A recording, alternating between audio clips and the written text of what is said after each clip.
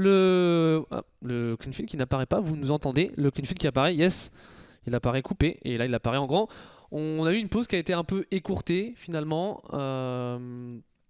Voilà, on a repris avant ces 5 minutes, on peut partir sur ce match. Désolé pour Les aléas ceux, du direct, mon c'est cher ça, Paul. désolé pour ceux qui étaient partis peut-être en attendant que le match reprenne un peu plus tard. Mais on est bien parti entre les Gamer Légion et les Makers. On part sur la phase de ban et le son est mute sur le stream. On va le réactiver avec le premier ban opérateur Maverick accompagné d'un Thatcher.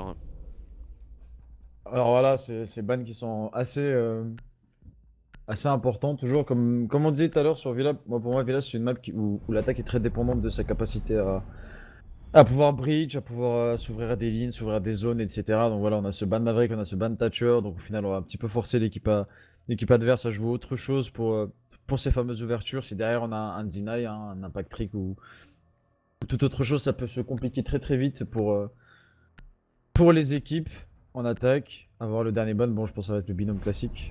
Le Mirai Echo, si on devait faire une statistique, je pense que c'est le duo qu'on a vu le plus banni, ça c'est sûr, et quasiment pas à 100%, mais pas très très loin. Voilà, ce sera... De pouvoir se ressaisir tout simplement et de peut-être passer en Challenger League cette fois-ci, même si ça va être assez compliqué. Et je crois qu'on repart, mon cher Oui, Paul. on est reparti en effet entre ces Gamer Légion et ces Makers. On va pouvoir donc aller sur ce premier round. Et on va reprendre la même composition. C'est la la règle. Même composition, même six pick, même bomb site, bis repetita pour les deux équipes. On se doit de respecter cette règle. Évidemment, on va s'expliquer Ouais, pour la clash. C'était ça. Et on repart bien en aviation et salle de jeu. Ivanis qui s'interroge, oui, Sloppy. I don't know if you're English or French, Ivanis, but Sloppy is not part of MKers anymore. Oui, tout à fait. Et oui, cette clash, en général, on la joue comment, mon cher Paul? Clash, moi, personnellement, je pense qu'on la joue en fonction de l'insertion. Si c'est au niveau du bureau, on la met plutôt sur la porte du BP vers le bureau. Sinon, dans le couloir 90, cover, bien sûr, pour essayer de gazer donc cette information, comme tu disais, qui est assez importante. Ouais, c'est ça, la vraiment clash, c'est toujours quelque chose qui est intéressant avec elle, c'est cette possibilité d'orienter la défense vers là où se dirigent les attaquants. Si on a des attaquants qui attaquent, là en l'occurrence, par exemple au niveau de la study, on va pouvoir y envoyer la clash dans cette logique de prise d'information et ça mène une certaine pression d'avoir une clash en face de vous quand vous êtes en attaque. Vous voyez cette opératrice, vous vous posez des questions sur les potentielles agressions qu'il peut y avoir derrière et ça, finalement ça montre tout votre plan de jeu à la défense. Accompagné de Valkyrie qui va donner énormément d'informations. Légion aussi, mine de rien, c'est aussi un apport d'informations avec son gadget. Donc c'est toujours intéressant d'avoir cette opératrice, même si elle reste très faible en termes de firepower. C'est toujours on l'a vu hier, Packbull qui avait collé avec sa moins 3. Ouais, très joli main 3 en effet. Et en plus déjà comme tu dis, Clash pardon, c'est assez lourd à contrer et c'est surtout que ces tics de dégâts, je crois que c'est 5 dégâts ou 4 dégâts à chaque tase et ça fait mal à un moment quand on n'arrive pas à se rapprocher. Et si c'est bien joué par un joueur, moi j'ai déjà vu plein de joueurs mourir comme ça de la part d'une Clash. Il est harcelé tout simplement avec ces tics d'électricité qui font extrêmement mal. Rodko qui joue sur une position assez excentrée. Mais voilà, cette clash qui est dans le couloir 90. On va essayer de savoir où s'oriente l'attaque. Et on a un premier duel à la chaîne qui va se débarrasser de Rodko. Le premier d'un trifrag, il est pris par le joueur italien. On vient éliminer le Légion assez tôt dans la manche. Après une minute de temps de jeu, c'est toujours intéressant de faire tomber cet opérateur. On aura moins de Goumain possiblement positionné sur la carte. C'est ça, et à voir comment les gamers les gens se repositionnent, comment ils revoient un petit peu leur plan de jeu parce que ce Légion qui ne stack pas les Goumain et qui meurt aussi vite, c'est assez problématique. On a encore moins d'informations, moins de potentiel de dégâts et de deny. À voir, et les MKers qui sont déjà très rapidement en contact à cette zone névralgique qui est le 90. Ouais, et on va mettre de la pression sur la clash. On va mettre pas mal de pression. Cette clash qui va être forcée de reculer, mais le stuff qui a été utilisé, mais c'est dommage de ne pas avoir capitalisé sur ce stuff. On sait qu'on peut relever le shield avec les concussions. Voilà, Zofia, le airjab envoyé. Et attention, le airjab, est-ce qu'on va réussir à mettre Ernest au sol? Et non, le airjab qui n'a pas touché, ou a peut-être été avalé par un trophy system. J'ai pas vraiment fait attention. Ace au contact pour tenter le move. Et Ace, il se positionne. Ace pour récupérer un premier joueur. Ace pour récupérer peut-être un deuxième joueur. Non, le bon revenge de la part de Vex qui serait laissé tout de même l'OHP. C'était très chaud. C'est très chaud. Ouh, c'est très belle tête de la part de Slot, ça Ça se rééquilibre un petit peu, et on a toujours cet avantage à la défense, on a cette clash qui est encore debout, on a ce shield aussi, hein, ce shield à la porte du BP qui permet de prendre les informations de décal en toute sécurité pour les défenseurs. On capitalise pas trop sur la verticalité en plus de ça, et T10 qui prend un kill directement sur le buck. On se retrouve en 2 et 3. Ouais, avantage numérique pour les assaillants, les défenseurs, pardon, et tu en parlais de cette clash, elle pose beaucoup de problèmes alors que Torok s'insère et Torok va mettre un très joli travers à slot, mais on a deux joueurs très low HP et là la clash avec ses simples tasses pourrait les faire tomber. Ce serait quand même terrible de voir les deux joueurs tomber, la vague qui vient d'être mise au sol par les balles de T10. Torok au sol. Torok au sol, juste devant la clash, mais on n'a pas l'information que le deuxième joueur est down. Et Torok il l'a compris et il va faire tomber. C'est pas Torok, c'est Ernest qui fait tomber Torok justement.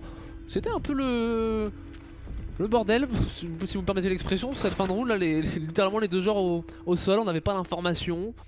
Au final ça passe quand même pour les Gamers Légion.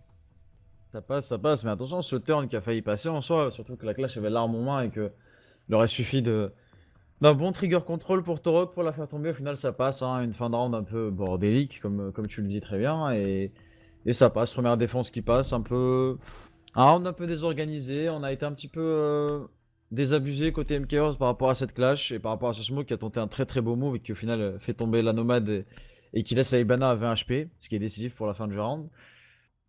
Logique, 1-0 pour la Team Gamer Légion. Mais on ne doit pas s'inquiéter du côté MKers. En général, quand on est en attaque, en premier side sur Villa, on essaye de prendre au moins 1, 2, voire 3 rounds. Et à partir de là, on peut dire que c'est assez confortable pour la défense. Même un round de prix en général, grand max 2 est plus que bien sur cette map. Aussi, j'ai vu les stats qui disaient que c'était du 57-43 et j'étais un petit peu. C'est vrai que c'est un petit peu mitigé. Un petit peu diminué les statistiques de défense, mais ça reste quand même l'un des sides les plus avantageux sur une carte comme Villa. On va partir sur cette deuxième défense en trophée et statut.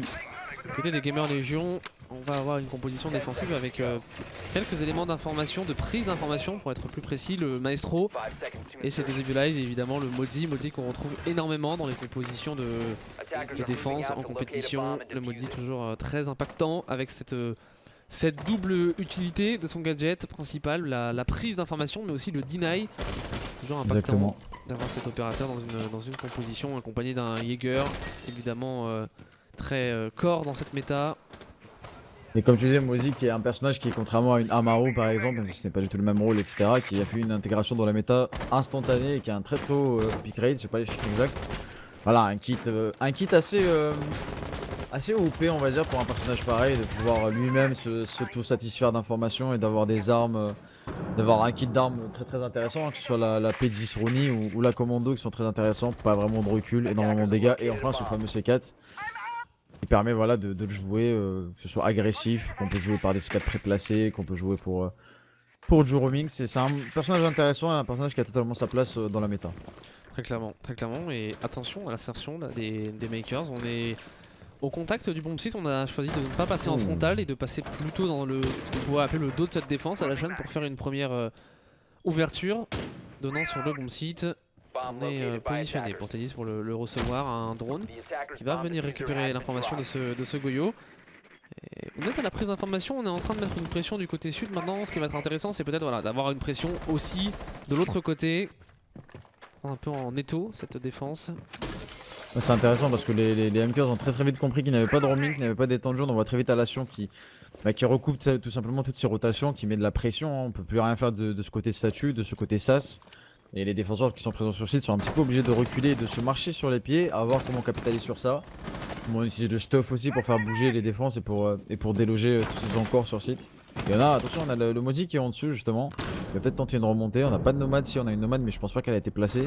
Et Ernest, magnifique, hein, le headshot collé par Ernest, le joueur norvégien. Ace pour faire tomber Autorock. On prend un net avantage numérique. Compliqué le retour non contrôlé de ce Mozi. Derrière c'est un C4 qui permet de prendre un kill entre guillemets gratuit, on va s'insérer, être récupéré par Teddy, situation de 5v2, c'est très compliqué pour Vex et OR, les deux derniers assaillants restants, Vex qui en plus de ça très low HP, on le voit, derrière le shield on le voit et on va juste le préfire intelligemment du côté de Haze, et c'est maintenant un ORs en situation de 1v5. Ouais, très compliqué, on va clore ce round, un très beau joli pour ce round, voilà, ce retour comme tu l'as dit très bien du Moezy. Il n'a pas été contrôlé à la nomade qui était un petit peu late je pense, qui n'a pas eu le temps de placer ce nomade et voilà derrière c'est un château de cartes qui malheureusement s'écroule, hein. On a la perte de cette de cette nomade, on a un C4 qui part après, voilà, on est en 5v3 et c'est très compliqué en 5v3, surtout quand on fait ce pari de ne pas breach, tout simplement, quand on perd ce contrôle top escargot, ce contrôle sur le couloir, c'est impossible de recouper et ça donne un deuxième round assez facile, on va dire, pour les MKers. Ouais, en effet, un deuxième round assez facile pour ces Gamer Légion. On va partir en troisième défense qui va se dérouler du côté de la Dining et de la Kitchen. On va avoir un bon site qui est quand même différent des deux autres, déjà par sa situation. On n'est plus sur le premier étage, ce qui implique on pourrait du moins avoir un travail de la verticalité. On le sait, c'est la verticalité négative du haut vers le bas sur le bomb site. Et ça, c'est aussi une des problématiques sur Rainbow Six. C'est pour ça qu'on généralement on préfère défendre les bomb sites où il y a le moins de verticalité. C'est par exemple, on va prendre l'exemple d'une carte comme Bank. Bank, on aime bien défendre le basement parce qu'il n'y a pas de verticalité du tout sur ce bomb site. Là, on voit les deux premiers bomb sites privilégiés, c'est des bomb sites où il y a simplement une verticalité positive qui est jouable. La verticalité positive, elle est plutôt à l'avantage des défenseurs. Donc, c'est pas étonnant de retrouver ce troisième bomb site en dernier dans la rotation.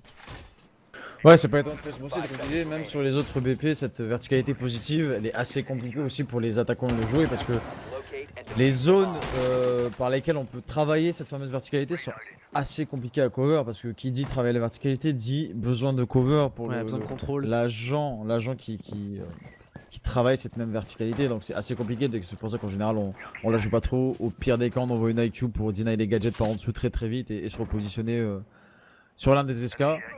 Et ce bomb site qui est à la fois, c'est le plus équilibré pour moi si on enlève la bibliothèque qui est pour moi indéfendable, qui est très facilement attaquable, c'est assez équilibré en fonction de comment on la joue, que ce soit côté attaquant ou défenseur. Est-ce qu'on a des extends au top? On a pu voir plusieurs extends au top, notamment ce fameux match Youngtis G2 où j'ai pu jouer, j'ai pu voir ces extends au top qui étaient ce fameux match où les extends des G2 étaient vraiment compliqués à sortir, hein. Très compliqué à sortir.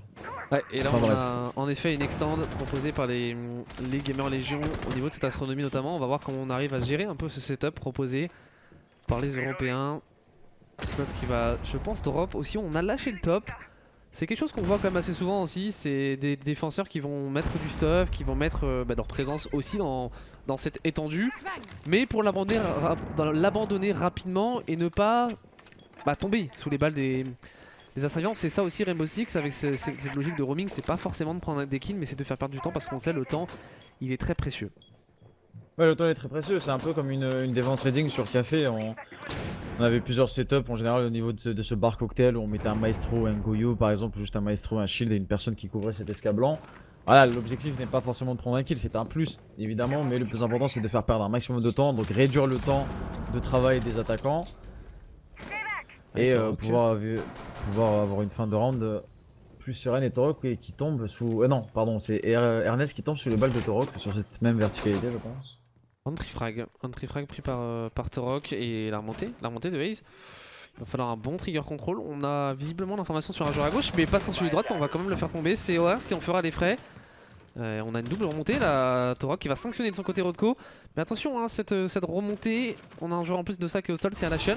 Et on le réanime juste à côté de Sloss. Et Sloss, il a pas la bonne idée d'aller décaler tout de suite, mais il va le faire tomber dans un premier temps, peut-être dans un second temps. Non, le bon revenge. Signé Ami pour emmener la situation en 3v2. Teddy qui est mis sous pression. Les deux derniers joueurs sont bel et bien sur le bon site. Teddy et Haze à 30 secondes. Teddy pour se faire sanctionner par Vex, laissant son coéquipier Haze en 1v3. Situation de clutch. Un joueur. Tous les joueurs sont sur le bon site, il me semble. La plante de désamorceur. La cover est prise à droite, la cover est prise aussi à gauche. Et Haze il ne le sait pas exactement la position. On envoie un Prefire, mais c'est compliqué. C'est maintenant une situation de retake à gérer. On tente le bait. On passe pas, on push et il y a un joueur. Juste au niveau de il y a un joueur en contact. Et Vex, une nouvelle fois, qui signe un troisième kill, il me semble, si je dis pas de bêtises. Cette exécution sur le bon site a été très bien maîtrisée par les makers. Et c'est dommage, c'est vraiment dommage pour les Gamers Legends parce qu'au final on a vu que ce top certes a été lâché très vite, mais qu'on a réussi à faire une remontée à 2, ce qui est plus au défaut on va dire des MKers de pouvoir laisser cette remontée à 2 alors qu'on a une nomade hein, qui n'a pas placé ses nomades d'après ce que j'ai compris. Et c'est dommage parce que ce qui aurait pu changer je pense c'est Slot qui n'entend pas cette revive, qui aurait pu prendre un double kill vraiment gratuitement. Derrière on se retrouve confiné sur site, on a la verticalité malheureusement sur ce BP là, on sait très bien que c'est assez compliqué de se mouvoir sur site, la totalité du BP quasiment est travaillable par au-dessus et voilà derrière on pousse gentiment par par l'entrée by SK Astro et ça fait un round pour les MKers. C'est déjà un bon point de prix en attaque pour les MKers. Clairement, c'est un bon point pris de leur côté. Rotation, des bombes sites terminées, on peut retourner en aviation. Alors vous poserez peut-être la question, certains qui débutent un peu sur le jeu, qu'est-ce qu'on appelle rotation des bombes sites? Sur Rainbow Six, quand on reporte un bon site, on ne peut pas le jouer lors des 2 manches suivantes. Donc on a remporté l'aviation et la salle de jeu lors de la première manche. On peut donc logiquement pas les jouer sur le round numéro 2, sur le round numéro 3. C'est pour ça qu'on a été en trophée et statut et en cuisine et salle à manger. Et donc maintenant on peut revenir sur cette aviation et salle de jeu avec une composition qui m'a l'air relativement identique à ce qu'on a vu lors du premier round, si ce n'est même identique. On retrouve cette Valkyrie dans cette logique d'Intel. On retrouve la Clash, toujours très intéressante, on l'a évoqué, les points précédemment. Et puis accompagné par des opérateurs très corps dans la méta, le Jaeger, le Smoke et le Lésion.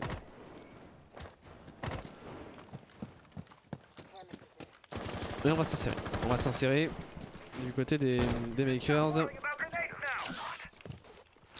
côté du balcon de la Master. Ah oups, j'étais muté, excuse-moi. J'avais laissé la porte de chez moi ouverte, enfin bref. Donc oui, cette rotation après sur Villa, en général le BP Kitchen est assez défendable, mais voilà, c'est toujours... comme je disais, le BP assez équilibré où ça peut aller dans les deux sens, et pour cette fois-ci c'est parti dans le sens des MKers. Maintenant au Gamer Légion de mettre ces 2 BP du top, et d'en prendre un avantage certain, et pourquoi pas faire passer cette Kitchen une première fois et finir à la mi-temps en 5-1. Et on a à peu près la même configuration que tout à l'heure. De Lésion qui joue dans une position excentrée un petit peu. Ouais, dans cette Clash escalier toujours, rouge. Oh. Et le premier duel entre Alashen et Rodko qui n'aura rien donné. C'était Alashen justement sur la première manche qui avait trouvé l'ouverture sur le joueur finlandais. On n'arrive pas, on va le faire bouger, on va le rendre totalement blanc, mais on ne capitalise pas sur cette flash. Peut-être Alashen par en dessous. Alashen par en dessous pour aller mettre une pression sur la position de Rodko. On veut vraiment se défaire de ce joueur et on n'aura pas le timing pour Alashen. C'est dommage de son côté. On n'arrive pas à récupérer. Et Rodko qui est un peu trop libre là, c'est pas normal du côté des MKers de le laisser comme ça se balader, être une épine dans le pied. En plus c'est vraiment un lésion. Ça peut être vraiment problématique avec toutes ces goumines qu'il va mettre un petit peu partout et réussir à remonter sur site, c'est vraiment pas normal. C'est une unilatéralité qui n'aide pas au final les MKers, parce qu'on a aucune recoupe, on a aucune coupe pardon au niveau de l'escamine. C'est dommage, en espérant que ça leur coûte pas énormément à la fin du round quoi. Et là la Clash une nouvelle fois qui arrive à s'en sortir, je sais pas si c'est les attaquants qui la gèrent mal avec le stuff ou si c'est lui aussi qui le joue plutôt bien, j'ai l'impression que c'est un peu des deux. Mais on bégaye, en tout cas on struggle face à cette opératrice, on n'arrive pas à trouver les solutions. Et attention à la position de Teddy, il va le voir et va récupérer Alashen, un trifrag cette fois-ci, il est bel et bien pris par les Gamer Légion, le double kill. Rapidement Rodko, Ace aussi de son côté qui va sanctionner un joueur et la belle sanction, là aussi elle vient de Teddy, il ne reste plus que Yami qui tombera sous les balles de Ace, c'est un perfect, ça a été l'hécatombe littéralement au cours de ce round. On a mis son plan de jeu d'attaque en place et ce plan de jeu il a été lu à merveille par les attaquants et on est venu tomber les uns après les autres. Ouais, plan de jeu trop simpliste, plan de jeu trop unilatéral. Aussi ce manque de termites donc qui permet pas de capitaliser sur une potentielle ouverture de breach et ce retour de T10 hein, qui a sûrement fait le back ou qui est resté depuis le début tout en bas et malheureusement voilà on laisse je ne sais plus c'était lequel qui jouait le sledge, si c'était Torok ou Alashen. C'était Alashen voilà qui au début struggle un petit peu avec ce lésion qui est un petit peu tout seul, on l'aide pas, on ne recoupe pas les lignes, on contrôle pas ce roaming en bas. On est à 4 au-dessus et au final voilà on ne capitalise pas sur cette situation possible de 4v3 sur site et cette clash comme tu disais qui n'a pas été sortie. Et un choix étonnant je trouve mon cher Malik, c'est ce choix du sledge. Alors on veut peut-être aller chercher ce lésion par en dessous. On avait vu la première manche un bug, pourquoi justement même si tu le disais la verticalité positive elle est pas facile à travailler, pourquoi une fois qu'on a pris le contrôle du dessous, qu'on a au moins envoyé un joueur, pourquoi pas capitaliser sur un opérateur qui pourrait peut-être mettre un peu de pression par en dessous sur les défenseurs parce que les joueurs sur bomb site finalement ils sont très tranquilles. Ouais, les joueurs sur bomb site étaient vraiment tranquilles et au final ce sledge, la seule utilité qu'il a eu au final dans ce round c'est cette nade par en dessous qu'il a tenté qui est aussi présente chez Buck et peut-être ces rotations qui s'est créé pour lui-même en dessous pour pouvoir se mouvoir mais c'est vrai que c'était pas un pic très intéressant. C'est dommage, après c'est peut-être un pic de confort pour Alashen même si on le connaît, on sait qu'il est capable de jouer plusieurs persos. C'est vrai que c'est un choix assez bizarre, ou peut-être qu'on a Peut-être qu'on a pensé que les comment dire, que les makers allaient rejouer peut-être cette kitchen, ce que je ne pense pas. Que les Gamer Legion pardon allaient rejouer cette kitchen, je sais pas. Je pense que c'est surtout un pic de confort pour la Nation qui n'a pas payé malheureusement. Et c'est vraiment dommage, et ça fait 3-1 hein, pour les Gamer Legion qui, franchement, on peut se dire quand même que ils sont pas non plus impressionnants, mais ils font bien, ils jouent bien leur jeu. Ils jouent vraiment bien leur jeu. On a déjà eu 2 flawless rounds sur leurs 3 rounds gagnés. On sent quand même un très joli team play. On est conscient de ce qu'on fait. C'est bien de voir ça, à ce niveau-là. Ouais, de voir comment les makers s'adaptent. Plutôt propre, les makers qui sont justement à la chaîne, et on en parlait de ce potentiel travail de la versatilité. Il va arriver en salle à manger, mais attention, un joueur c'est Tedis dans la même logique que le round précédent qui va être dans ce roaming un peu solitaire. Mais le roaming solitaire, s'il y a bien une carte où il est facile de le réaliser, c'est bien sur lui là. En effet, on peut avec ce basement s'offrir pas mal de rotations. On prend le contrôle en cuisine avec ce retour tenu par Owers. Tedis qui a toutes les informations, et ce retour de Tedis, il va falloir aussi forcément s'en méfier pour les attaquants. On a une griffe positionnée et on a parfaitement positionné la griffe. Et non, quoi qu'à gauche, on va avoir quand même une petite ouverture. Est-ce que celle-ci va passer? Non. On aura raté la deuxième électrogriffe. Et Tedis pour faire tomber la chaîne. Et il y aura un revenge. Tout de suite signé Owers. Emmener la situation en 4v4 à 1 minute 15 de la fin de cette manche. Sloss pour faire tomber Yami. Et on va avoir le revenge de la part de Vex qui va faire tomber Sloss. On a les bons refrags qui sont pris par les deux équipes. On reste toujours dans cette problématique où la bridge n'a pas été faite et on est au courant.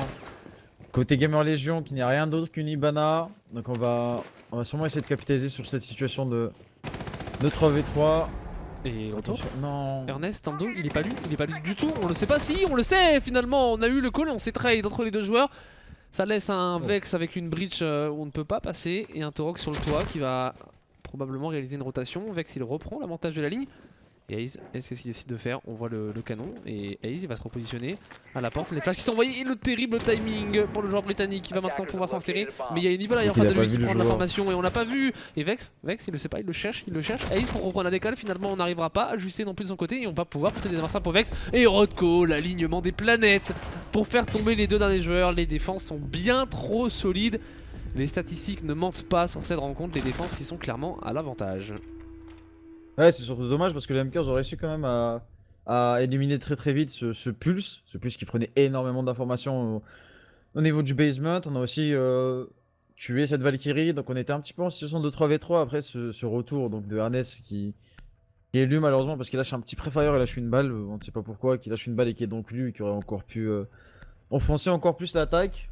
Et voilà, dans cette même logique que tu disais, voilà, des défenses qui sont beaucoup trop solides, on se retrouve un petit peu en fin de round à devoir courir un petit peu partout comme des poulets sans tête et avec une cover un petit peu trop bancale. Et voilà, on a cette très belle décale de Rodko et de son maestro avec toutes ces informations qu'il avait. Et ça fait 4-1 et si on arrive à mettre cette défense, ça peut être... ça pourrait être assez compliqué. C'est important là pour les Italiens de ne pas... Enfin les Italiens et les Européens maintenant, mais un peu difficile d'oublier cette formation italienne par le passé. Mais on a... Oups, excusez-moi pour ce petit souci technique. On a les makers qui, si jamais on venait perdre cette manche, ce serait compliqué je pense. 5-1 au split. Il faut absolument mettre cette attaque. Parce que derrière je pense qu'un 5-1 c'est toujours cette même problématique. À 5-1 on n'est pas en balle de map, mais il suffit d'un petit round. Et dès qu'on met ce petit round, on met juste une pression énorme sur les adversaires. Donc je pense que c'est vraiment primordial pour les Italiens de mettre ce round. Non, c'est surtout que on voit quand même que les Gamer Legion, comme tu disais, malgré l'avantage de cette défense, un avantage indéniable, c'est les Gamer Legion qui font preuve quand même d'un très beau teamplay, d'une très belle logique de revenge, etc.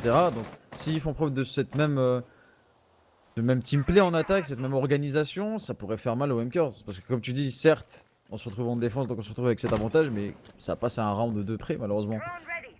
Et ça peut être assez compliqué pour les défenseurs de gérer ça. Donc les MKers devraient plutôt essayer de bien jouer, de prendre leur temps pour cette attaque de la Kitchen. Parce qu'un 4-2 serait beaucoup, mais vraiment beaucoup plus gérable qu'un 5-1. Et attention à la composition de défense où on a totalement changé la façon d'aborder le setup défensif. Où on a 3 joueurs à C4. Et quand on a 3 joueurs à C4 accompagnés d'un pulse, on se doute qu'on ne va pas vraiment jouer le top. Quoi qu'on y voit quand même Teddy et Slot, mais je pense que Teddy et Slot vont plus être là pour brouiller les pistes, faire perdre un peu de temps, notamment avec ce Vigile et son ERC7 qui va pouvoir deny d'une certaine façon la prise d'information. Et OR sincère, Fais attention parce que là OR il est inséré dans le dos de Teddy, mais il a pas vu la position de Slot qui était mal dronée, l'erreur clairement de la part des Makers de ne pas avoir repéré ce joueur. Tu parlais des Gamer Legion qui sont bien en place dans leur rencontre, mais c'est pas vraiment le cas des Makers. Et ouais, on voit ces petits teamplays qui font plaisir à voir. Là par exemple le Vigile qui ouvre la trappe par en dessous pour son mate. C'est voilà, comme tu disais très bien, ce Vigile en plus qui est problématique, c'est assez même... comment dire, c'est assez cocasse de repérer le Vigile et de ne pas repérer le Jaeger. Normalement ça devrait être le contraire. Et voilà ce que ça donne, on prend un kill au top, bon derrière voilà on perd le mute.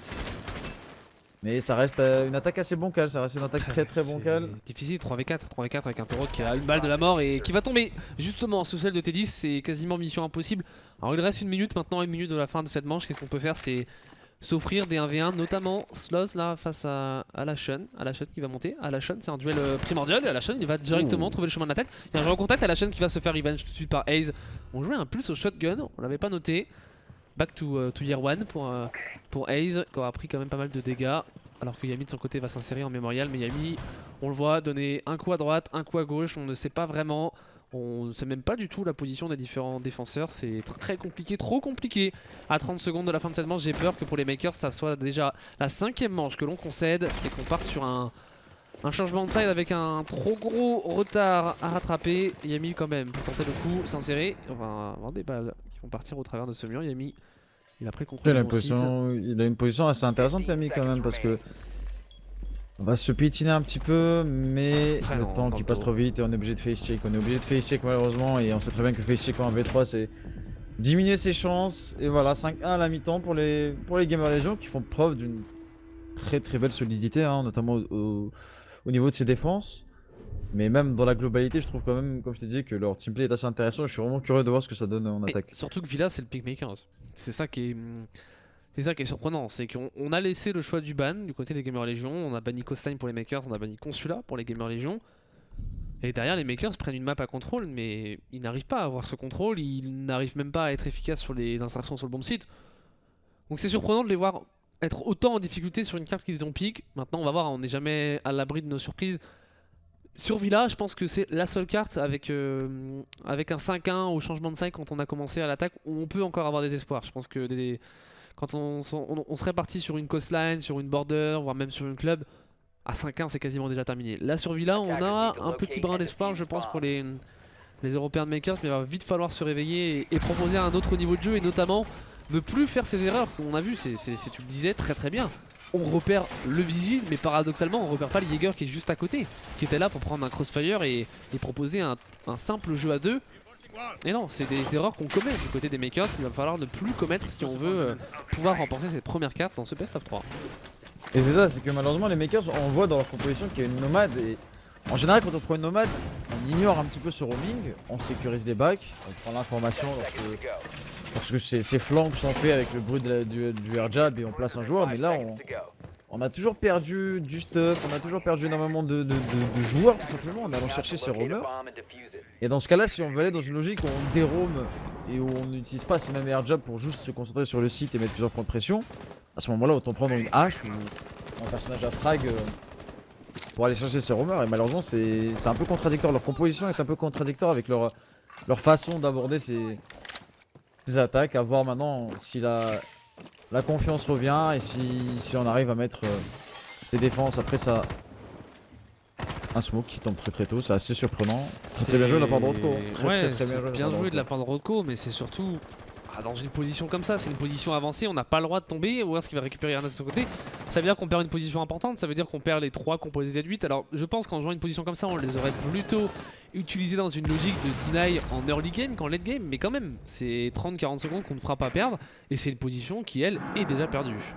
Et c'est surtout 2 Jaeger qui ont été placés pour rien. Bon, je pense qu'on va quand même reprendre cette position du côté de Torok, mais on est élu, on sait partiellement qu'il est dans cette escamène, on va juste tenir une ligne sur lui et attendre patiemment son retour. Ouais, c'est vraiment dommage, on comprend pas ce repositionnement un peu trop late du smoke. En général, quand on joue une pause pareille et qu'on sait pertinemment qu'on peut se faire avoir par la fenêtre, par la porte, par l'escamène, on essaie juste de rester solide et de reculer au dernier moment. C'est ce qui aurait dû être fait par Alacion et malheureusement ça ne se passe pas comme prévu. Après voilà, on garde quand même ce contrôle, on n'a pas de breacher à part la Hibana. Les gamers qui sont un peu plus frontales comparé aux MKers. On attaque surtout ce bureau. Ouais, on est très frontal sur cette salle d'études en effet, et il pourrait y avoir un premier duel entre Sloss et Torok. Torok va être repéré. On ajuste parfaitement sur le drone et pas sur sa position. On coupe une nade non, pour... c'est pour oh, le retour Sloss pour faire tomber Vex. Il y aura un revenge de la part de Torok, magnifique. Cette headshot collée par le joueur italien. Et on a toujours ce bon crossfire quand même entre Torok et Yami, ça c'est intéressant pour le coup. Sur des joueurs qui voudraient s'avancer en escalade, mais pour l'instant c'est pas le plan de jeu choisi par les Gamer Legion. On va plutôt se diriger au niveau de la studio avec un impact trick qui ne passera pas puisqu'on a ouvert au niveau de notre mur. Et T10 pour prendre la décale. T10 pour s'insérer, T10. On a joueur à droite. C'est qu'il repasse à gauche. Oh. Ouais, et c'est Owers qui remportera quand même son duel. Et dans l'autre côté, Ace pour faire tomber Yami, c'est un 2v2 qui s'offre aux Gamer Legion, un 2v1 puisqu'on va faire tomber Owers et Ace qui dans le même temps a fait tomber Torok. On va le revoir sur la killcam de fin. Bah, c'est un peu à l'image de ce qu'on dit depuis le début de ce match. C'est quand même une différence de, pas forcément de niveau, mais on sent qu'il y a une équipe qui est plus rentrée dans sa rencontre que l'autre. Je sais pas c'est quoi ton sentiment. Je pense quand même que les Makers ont d'autres atouts à faire valoir et que là ils sont clairement en train de passer au travers. On devrait partir je pense sur café dans quelques instants parce que je vois vraiment pas les Makers faire cette remontée de 5 rounds. Mais je les sens passer au travers de leur match pour l'instant. Ouais, je les sens aussi passer au travers de cette map du moins, mais c'est comme on dit, les Makers qui ont énormément de qualité, comme je disais très bien. C'est des joueurs qui, déjà individuellement, pour tous les connaître un petit peu, sont des monstres, hein, qui ont un skill cap très élevé. Mais voilà, la différence se fait surtout au niveau de ce teamplay. On sait très bien que Rainbow Six, ça ne se joue pas juste aux têtes, mais surtout au teamplay.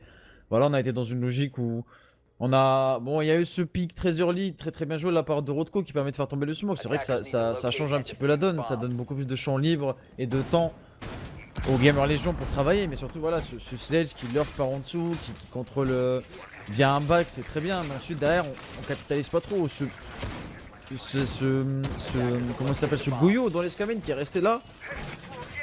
Bah, je trouve pas trop l'utilité même les positionnements sont pas très bien pour moi en dehors du BP pour les MKs, c'est dommage. Et derrière on a cette agressivité, on a ce très bon play de la IQ qui lâche un gros pré-fire sur le Lésion dans ce couloir 90.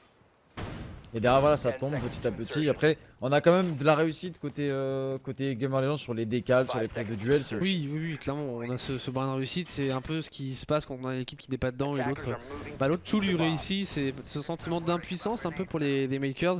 Il va falloir se réveiller rapidement. Il y a 5 balles de map qui s'offrent maintenant aux Gamer Legion. 5 balles de map, on va défendre le bomb site du trophée de la statue. On a repris l'aviation et le... Non, on a repris l'aviation, autant pour moi, on a repris l'aviation et la salle de jeu. Mais on a une attaque qui s'oriente différemment pour les Gamer Légion, puisqu'on va attaquer plutôt du côté nord. Là tu parlais d'une frontale tout à l'heure, là on est plus sur une logique d'anti-roaming, de clear de cette map. Et justement le premier roamer c'est Vex. Le premier roamer c'est Vex, mais je pense que justement avoir la différence entre ces Gamer Légion et c'est MKers, c'est que voilà, déjà on mobilise énormément de monde pour cet anti-roaming. Et on a pris les bons opérateurs pour ça, on a une hache, la hache de T10 déjà qui est lancé dans le tas pour ça. À voir comment... Est-ce qu'on va ignorer ce roaming et placer des nomades dans les bacs? Est-ce qu'on va vraiment jouer sur roaming? Parce que ce roaming est très important au niveau MKers. On a Vex qui est de l'autre côté, on a Hours avec son Mozi pardon, dans la bibliothèque, mais je pense qu'il va être droné. Ouais. On va voir, c'est peut-être les 2 dernières minutes de cette map, on sait pas. C'est vrai que pour le moment c'est une entrée un petit peu timorée des Gamer Legion dans cette map. Mais voilà, on prend très vite le contrôle déjà au couloir 90. Et on n'a pas l'information. Et ce joueur qui est en escamine qui est bloqué, tout simplement le smoke qui est bloqué, qui ne sait pas récupérer. Littéralement les cartons. Rodko qui se débarrasse d'Alachan. On est maintenant en 2v5 du côté des Makers. Le retour peut-être d'Owers, mais le retour, regardez, il est clairement attendu. Et la belle sanction d'Ernest pour le faire tomber. Il ne reste plus que Torok qui arrive à se débarrasser de Rodko quand même. Et qui tombera lui aussi sous les balles de Ernest. C'est une victoire dans cette première carte de ce Best of 3 des Gamer Legion. Il n'y a clairement pas eu match entre ces deux équipes. On pourrait partir, si on reste sur cette même physionomie, sur un 2-0 très sec. Ouais, on pourrait partir sur un 2-0 très sec, ce serait dommage parce que comme on dit, les MKers c'est quand même une équipe qui a un niveau, qui a des faits d'armes et là ce qu'on voit c'est... Moi je suis vraiment déçu, surtout que c'est c'est leur map simplement, mais je suis vraiment déçu. Cette Ella qui. Team Gamer Legion et le Makers, j'ai oublié d'enlever les bans opérateurs. J'ai fait ce qu'on appelle dans le milieu une switch, si jamais on passe sur le live. Tout comme on dit, une friendship pour un 2 saisons LAN. Enfin bref, donc. Enfin bref, ouais, comme tu disais, enfin, moi personnellement je suis un peu plus hype, je vais pas te mentir, de caster Café. Je pense qu'il y a que Switch justement dans le crew des casteurs français qui aiment caster Villa. Mais là je trouve qu'une map assez un peu trop defense sided et qui est pas forcément. Si j'aime pas trop quand on sait d'avance quel side va gagner, tu vois. J'aime pas trop, je préfère les maps comme Café où c'est un peu even, où c'est un peu. Après c'est vrai que Café au début Café il était quand même relativement defense sided, mais c'était aussi le temps que les équipes commencent à comprendre un peu les setups de défense. Après, j'ai pas regardé j'ai pas comparé les statistiques de Café et de Villa au Six, mais c'est vrai qu'il y a cette impression que Café tend un petit peu à s'équilibrer, même si c'est pas flagrant. On va voir à l'avenir, même si Café reste quand même un petit peu plus compliqué à attaquer que d'autres cartes comme Border ou Coastline.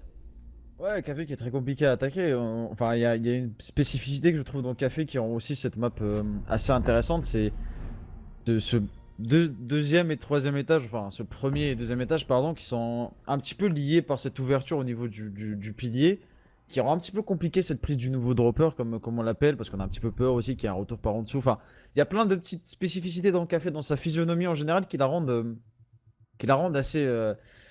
Un peu plus, voire beaucoup plus compliqué qu'une Villa. Et là, on voit au niveau des bons opérateurs, le binôme qui a changé, mon cher Paul.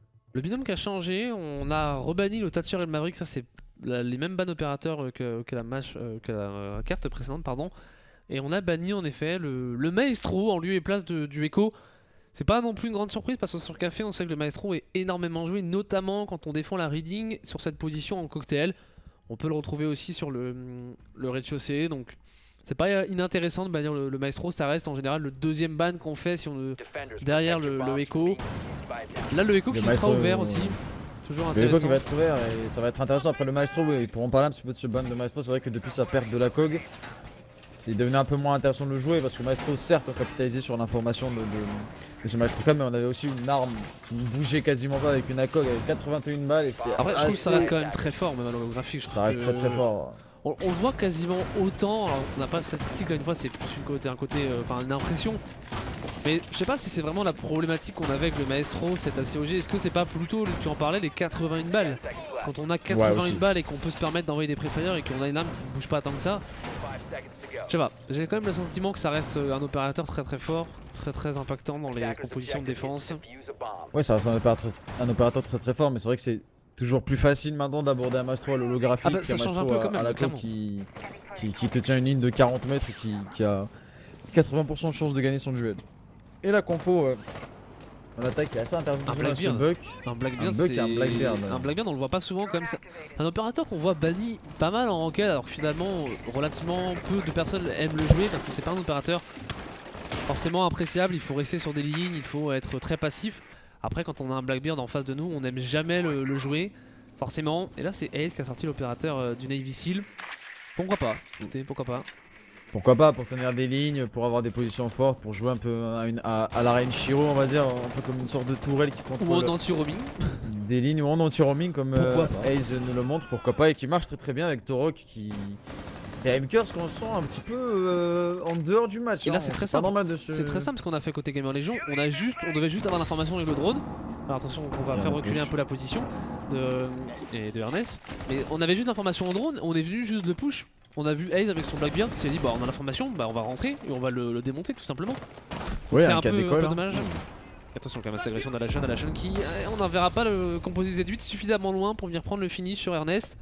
Bon, on avait peur d'une revenge je pense et on a préféré là jouer safe, ça va permettre à retrouver finalement cette smoke qui dessert plus à la team Gamer Legion et on prend quand même ce kill au final sur Roadco qui a quand même eu le temps de relever son KPI. Mais attention, on a perdu le thermite quand même. On a perdu le thermite qui s'est un petit peu retrouvé dans un feu croisé, qui est un petit peu retrouvé dans un rôle agressif qu'il ne devrait pas avoir avant d'avoir ouvert ses murs. Et voilà, au final, on se retrouve dans une situation d'avantage pour les Mkers. Parce que certes, on a perdu le Castle, mais ce n'est pas une perte au final aussi grande que ça. Le C4 qui ne passera pas malheureusement, qui fera un petit peu de dégâts, je crois, même pas, à Slot.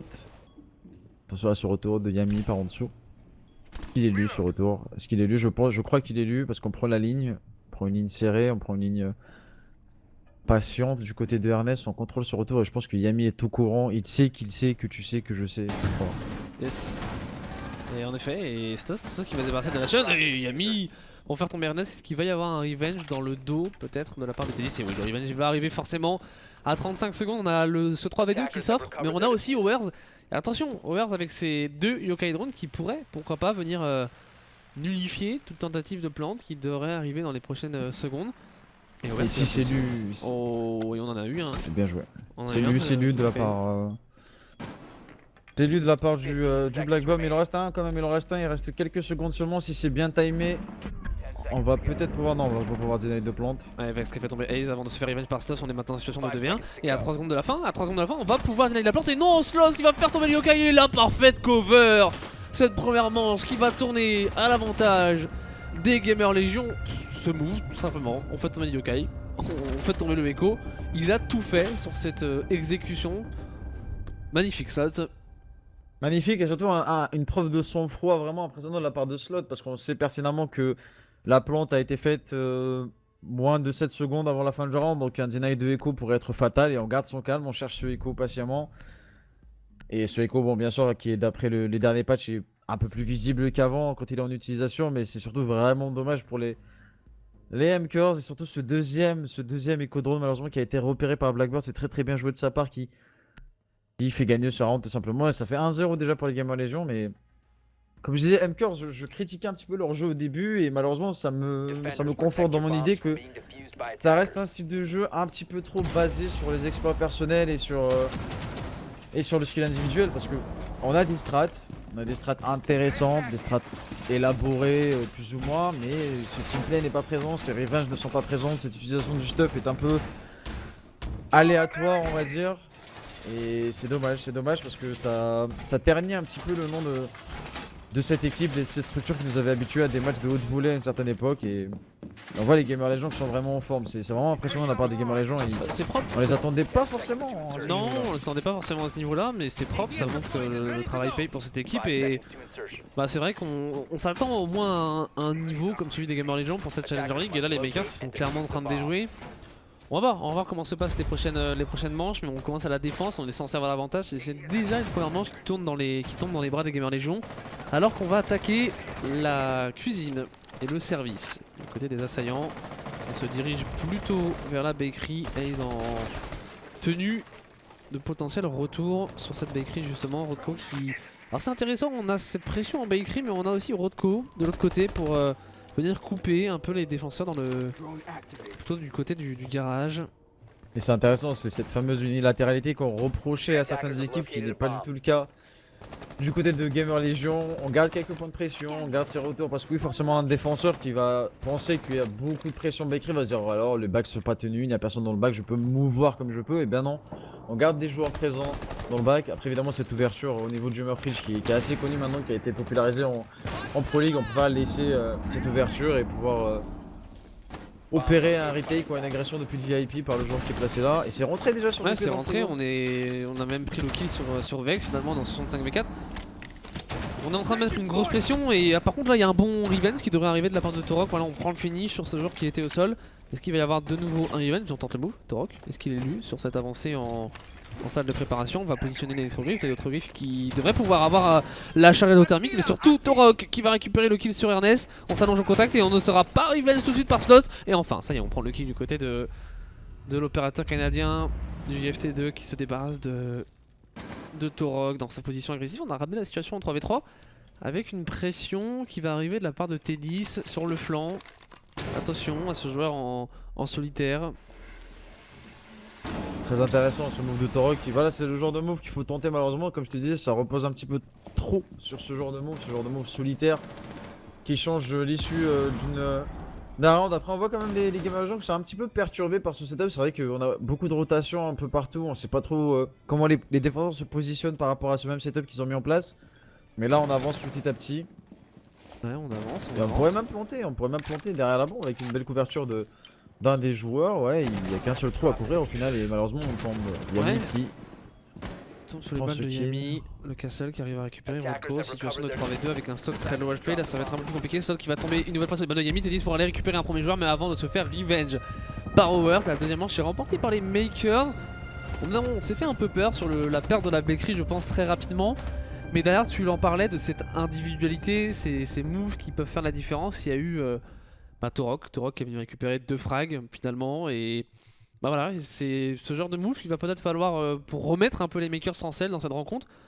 Ça a été quand même globalement ensuite, à part ce move assez solide pour le coup, pas de grosses erreurs des Européens de Makers.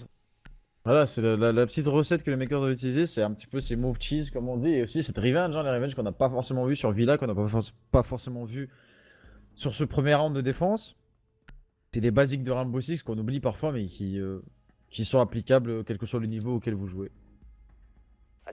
Ouais, et repartir sur la troisième manche de défense. On continuera du côté du bar et du cocktail. Première manche sur laquelle on avait perdu tout simplement pour les Makers. On va avoir un peu le setup défensif mis en place par les Makers. On part sur une tenue du Cigar par Yami, peut-être plutôt par Alation qu'on avait vu dans cette position à la première manche avec son smoke, dans cette logique de faire perdre du temps en early. On va renforcer les murs du piano. Il y a quelque chose aussi qu'on voit quasiment plus du tout dans la méta européenne et même dans les méta des autres continents. C'est cette défense du piano. On a quasiment plus aucune tenue directement du piano. Il y a généralement une tenue qui peut se faire du Cigar, mais derrière on va être plus reculé sur le bomb site. Ouais, on va être plus reculé sur le bomb site. C'est une pose qu'on jouait beaucoup, notamment on connaissait la pose de Sheiko avec son Jaeger au niveau de ce Cigar, mais on s'est rendu compte que c'était un petit peu... Ce n'était pas possible pour les équipes, on n'a pas tous un Sheiko dans notre équipe évidemment, et c'est pas vraiment worth de sacrifier un joueur sur cette pause qui peut être très vite délogé. On a très vite trouvé la solution d'envoyer un Capitao, on rappelle sur le petit bar au fond, et d'envoyer un Capitao au niveau de ce trou à drone. Donc ouais, on cloisonne un peu le piano, on le laisse un petit peu ouvert. On donne cette fausse impression de liberté qui bien sûr est contrôlée avec tous ces trous ouverts et... Ouais, c'est un BP de toute façon qu'on peut très bien défendre en restant très reculé au niveau du cocktail, en se basant sur l'information, en se basant sur le deny, en se basant sur des lignes tenues à la coque tout simplement.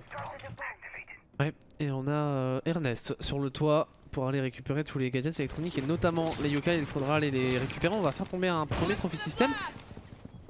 Et il n'y a pas de deuxième trophy system positionné et ça va forcer à la chaîne à reculer. Et ça c'est intéressant, on envoie déjà un premier composé Z8 au niveau de cette trappe rouge. Alors ça va faire perdre une quinzaine de secondes forcément à Slot qui ne va pas pouvoir drop. On a T10 toujours pour aller mettre de la pression, faire tomber ce shield et Yami au C4 pour se débarrasser d'Ernest. Ernest qui était sur la verrière, on est venu mettre un C4. On parlait de ses moves, on parlait de ses individualités et là c'est arrivé l'élément déclencheur de la part de Yami. Ouais, comme on disait, voilà ces agressions dès le début, c'est cette bonne utilisation du stuff de la part de Yami. On perd la IQ, on sait à quel point IQ c'est très important sur ce BP où il y a énormément de stuff, de deny d'informations, de Jaeger, Il y a une perte assez lourde je trouve pour les gamers légion. Ouais. Et là on a fait reculer la chaîne avec cette grenade qui a été avalée par un trophy system finalement. Et la position de Vex agressif. Vex peut-être pour aller récupérer Ace, on recule. On a peur d'un potentiel explosif qui arriverait sur ce shield. Une minute, là c'est clairement avantage à la défense. On a envoyé un nouveau composé Z8 pour faire perdre un peu de temps. Attention, on c'est un peu trop agressif peut-être sur sa ligne qui pourrait se faire sanctionner. Qu'est-ce qu'on peut faire à 50 secondes pour les assaillants? C'est compliqué là, c'est compliqué, on a très vite perdu la IQ.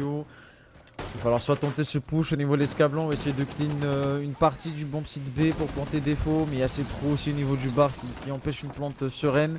Et ce écho, toujours il reste 30 secondes, le écho qui a encore ces deux échos et on perd en plus de ça la hache et le thermite, ça va être très compliqué. Soit qui va faire tomber Vex quand même, situation de 4v3, on a relevé Road Cove et Yami qui est au contact.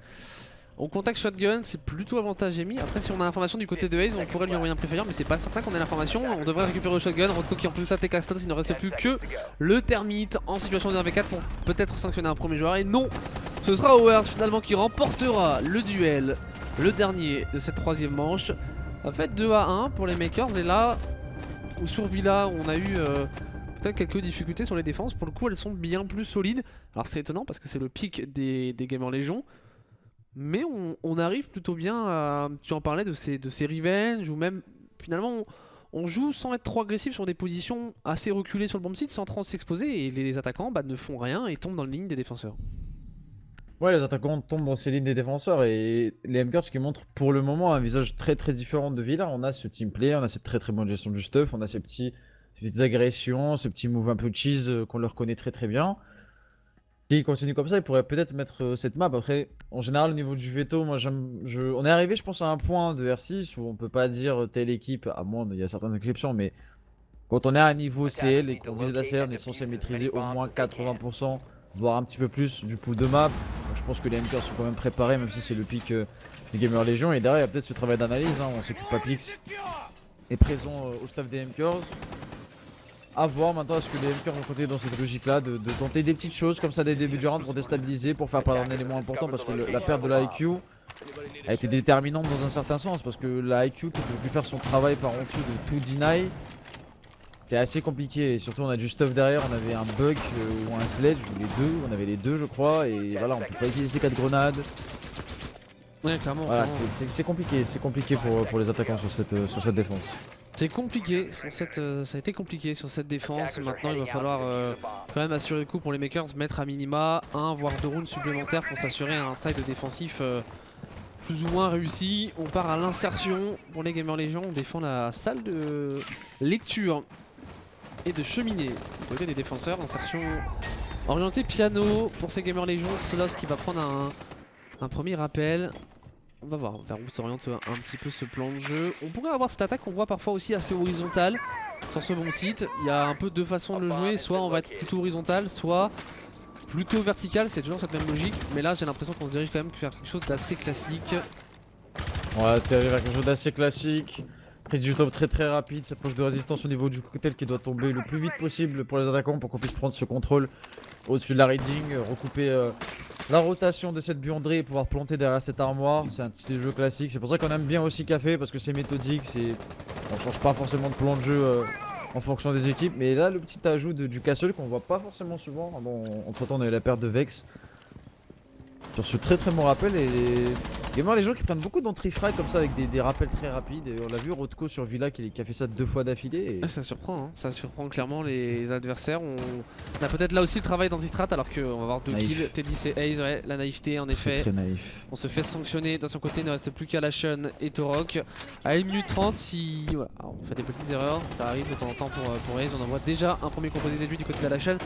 Normalement si côté assaillant on prend son temps, on récupère l'information et qu'on met une pression suffisante sans se donner un par un, il n'y a pas de raison que ça ne passe pas de leur côté, on gère bien le stuff. Est-ce qu'on va pas s'insérer directement au niveau de la salle de cheminée? On va mettre pas mal de dégâts. Non, quelques petits dégâts pour le coup à la chaîne, on est repéré. On rappelle. Côté 10. Rodko vont faire tomber Torox et c'est maintenant à la chaîne en situation de 1v5. Bon courage aux joueurs italiens pour aller récupérer les 5 joueurs adverses. Ça va être très compliqué à 1 minute de la fin de cette manche. À la chaîne, peut-être pour le premier move. À la chaîne qui va sanctionner Ace d'un joli headshot. Est-ce qu'on n'aurait pas là peut-être le début d'un gros clutch? Et à la chaîne qui va mettre extrêmement low HP T10, 7H alors que le désamorceur est planté. Et à la chaîne qui fait enfin tomber T10, 1v3.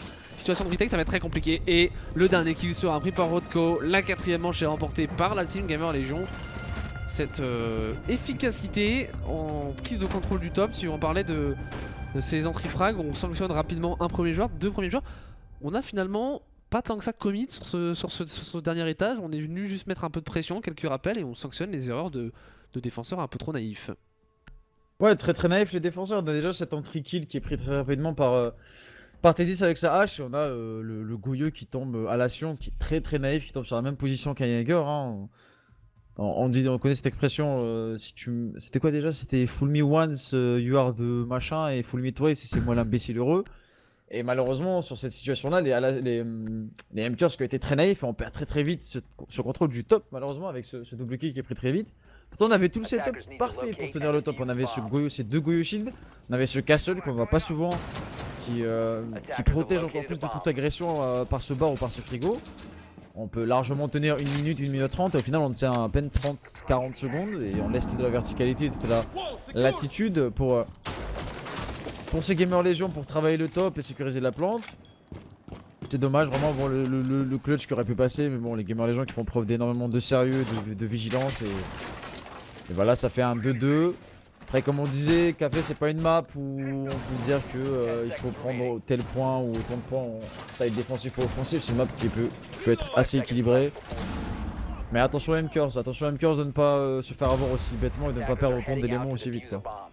Ouais, très clairement il va falloir faire attention pour les makers. On voit des gamers légion qui sont bien dans leur match, on ne choque pas les attaques sur lesquelles on a l'avantage. On va partir à l'insertion. Est-ce qu'on va avoir ce double jeu un peu qu'on a vu au niveau de la bakery et au niveau du garage proposé par les gamers légion. On a sur son drone qui va aller récupérer de l'information sur cette bakery. Et on a sorti une Ying qu'on a très peu vu, une des rares opératrices qui n'a pas été jouée sur ce site Invitational. Et là on va la retrouver. Alors ça implique qu'il va falloir deny forcément les magpies de Jaeger qui seront positionnés. Ou le C4. Ouais, attention. Il peut faire très mal ce C4, peut faire vraiment mal. Et la grenade aurait pu faire mal aussi à Torok. On l'a entendu le scratch, on recule très vite de la part de Az et de Ça Slot. met une pression quand même, ça met une pression, c'est intéressant. On a ce scratch, j'en parlais, sans forcément utiliser C4, on fait reculer les attaquants et ça met, un petit peu le doute dans la tête des attaquants et ça fait perdre un peu de temps. On va envoyer les premiers éléments de stuff, les flashs peut-être pour deny les trophy system. Une nouvelle fois on entend le scratch du C4 pour venir faire peur un petit peu à ses adversaires. Et 1 minute 10, on n'a pas fait grand chose pour l'instant sur la position de Vex. Vex qui va justement se replacer au niveau du bar et la grenade n'a pas connecté. Ernest qui s'insère. Et attention à la rotation, Ernest qui va récupérer Vex normalement et le bon C4 de Torox. Et Ace qui prend le kill sur Torox, Ace sur Vex. Bon, voilà, le double frag qui est pris. On est rentré comme à la maison du côté d'Ace. On a décidé d'y aller, tout simplement. On sait de joueurs. On va ouvrir la salle de préparation. T10 par au-dessus. T10 qui va envoyer la dernière munition d'infiltration pour faire tomber ce renfort était bien, assez intéressant au niveau de ces fenêtres que j'ai rarement vu de mon côté, mais qui est loin d'être intéressant, qui permet de bloquer un peu les lignes de visu sur le bon site.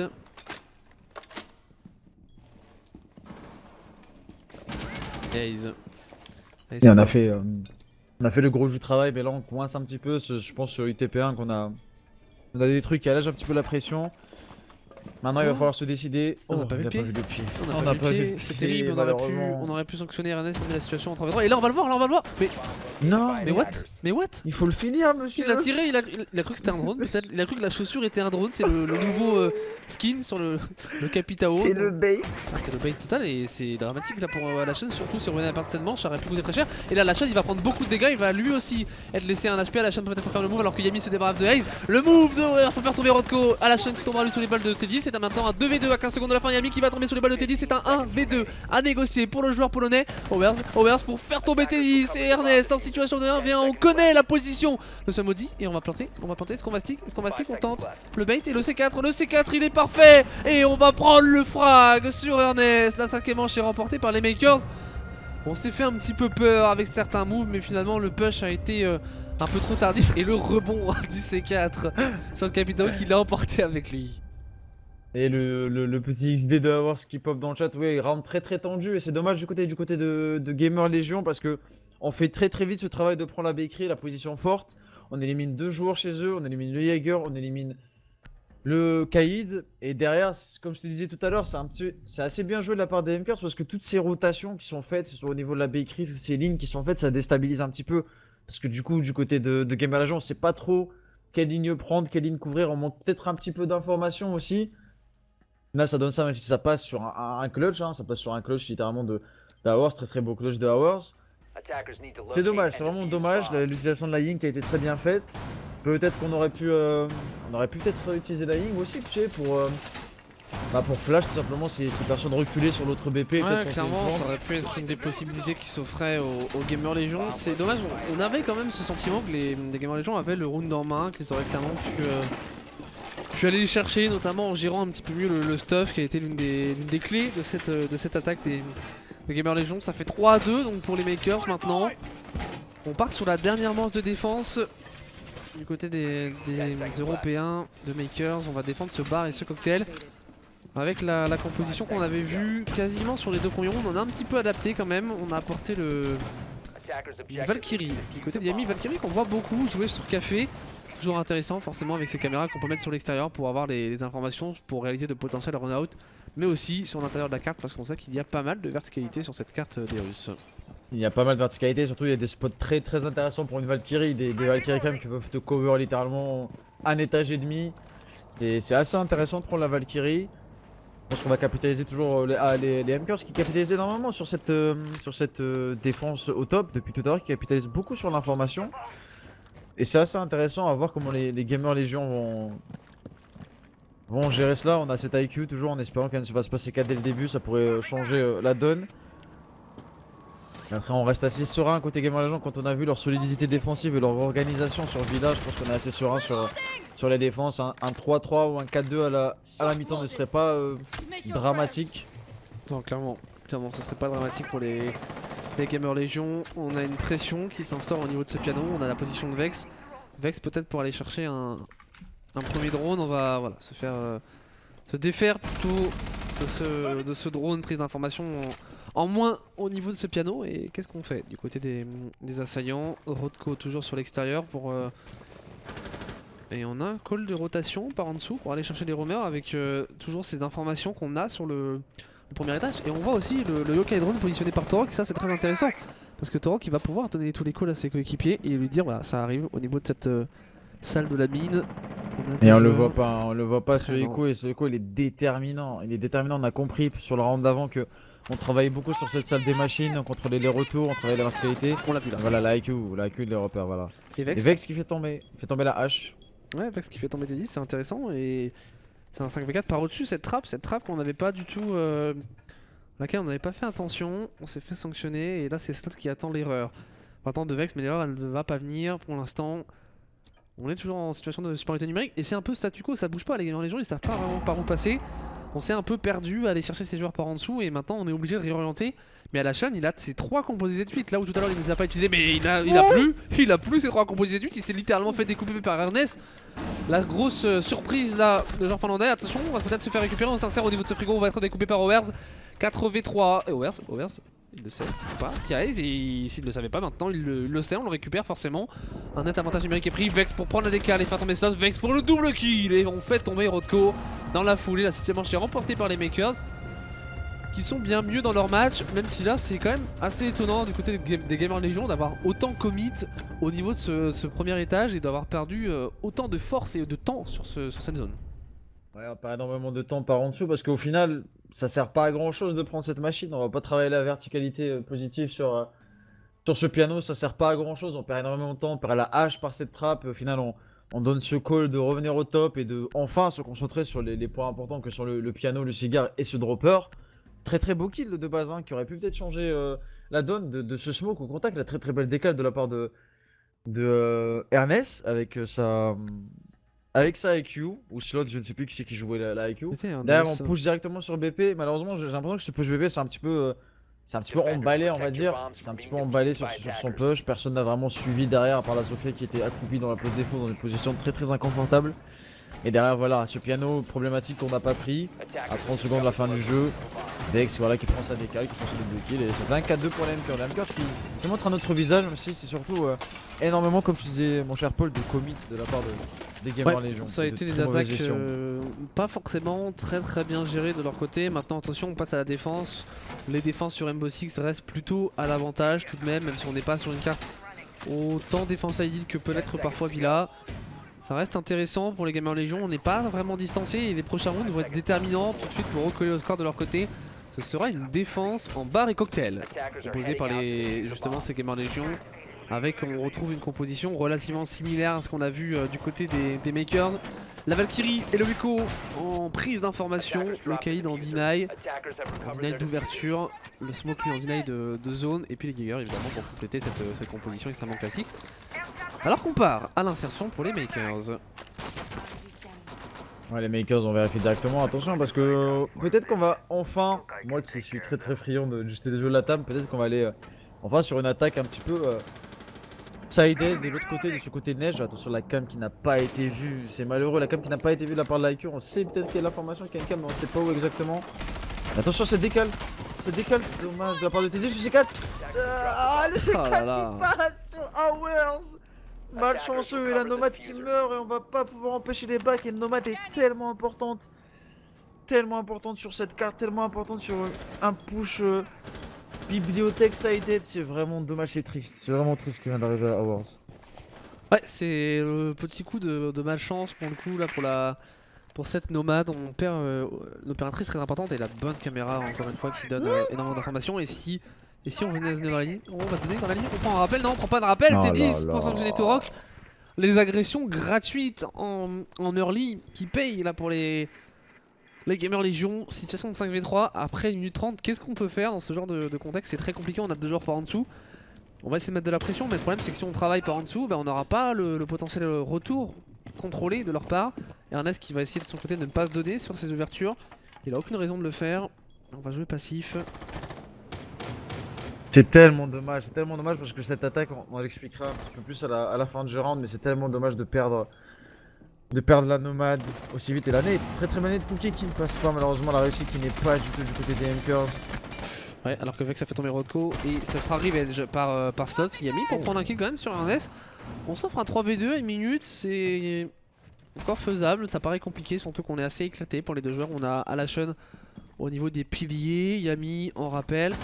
Compliqué pour Yami en plus de Sincero au niveau de cette fenêtre et le désamorceur si on venait à le perdre dans cette situation à ce moment-là du round.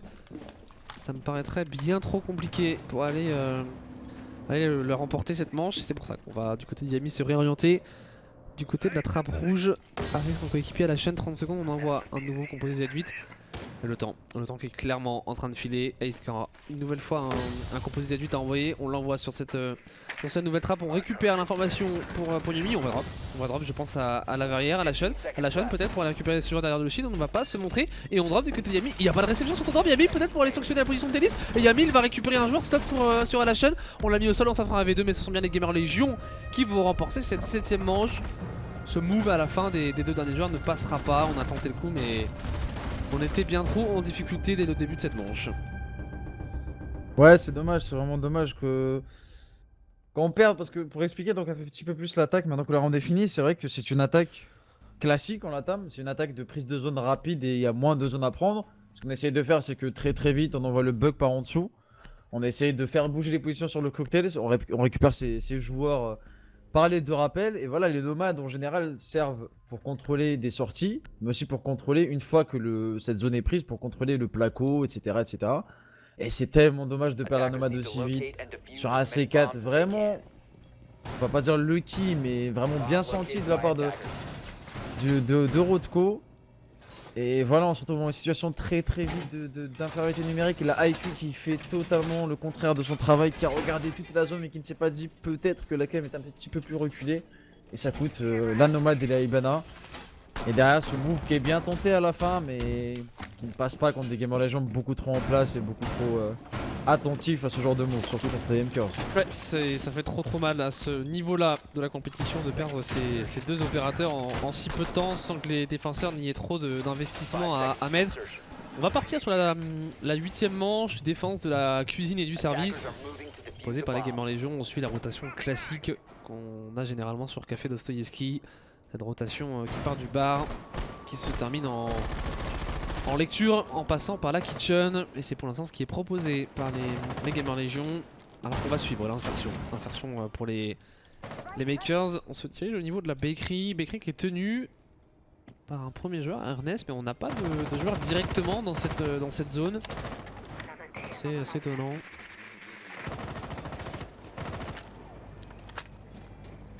Positionné sur le toit, on la chaîne.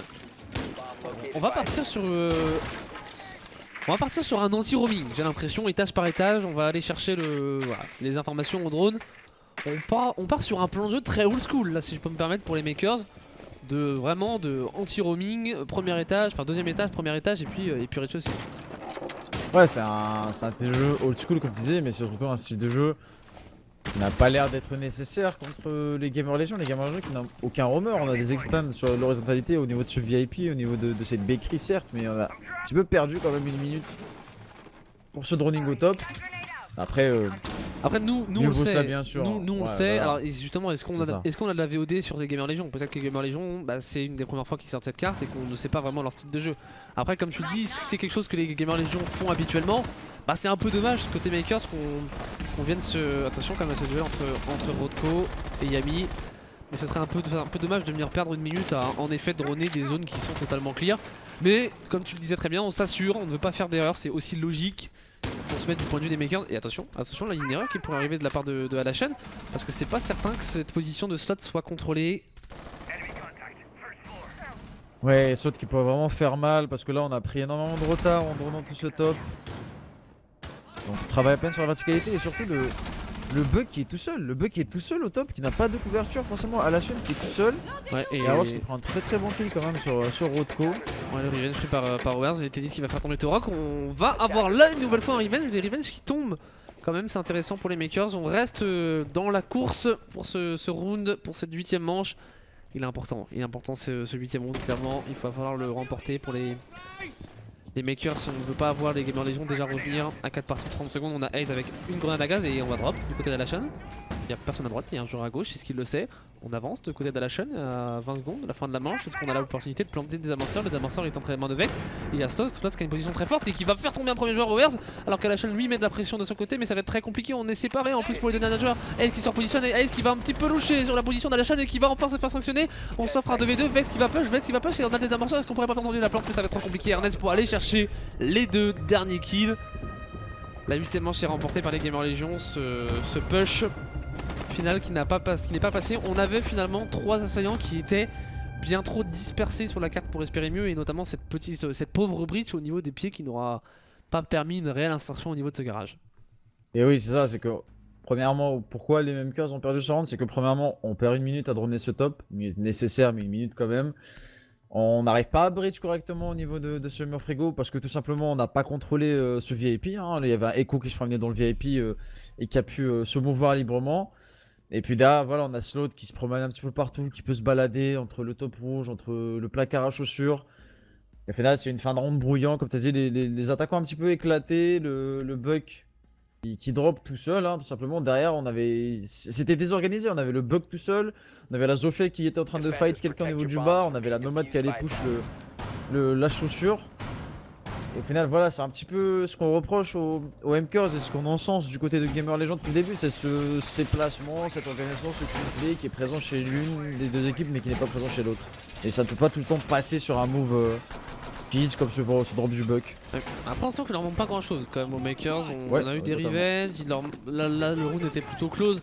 Il leur manque peut-être cette lecture de jeu, cette vision un petit peu en début de round et ce petit brin de réussite, mais aussi ce shot call et cette adaptation qu'on n'a pas vraiment du côté des makers pour l'instant. Là on mettait on appuyait là-dessus hier soir pour les Easy Dream. Ah, alors qu'on a des soucis de connexion du côté de Roadco et T10, ça c'est pour le coup pas très cool. Enfin, on garde quand même un Riost sur cette map, donc au cas où, même si le round est déjà commencé. Ouais, on va avoir un Riost qui est demandé pour les Gamer Legion et le round devrait être compliqué pour deux des joueurs, forcément 152 ping ça paraît compliqué.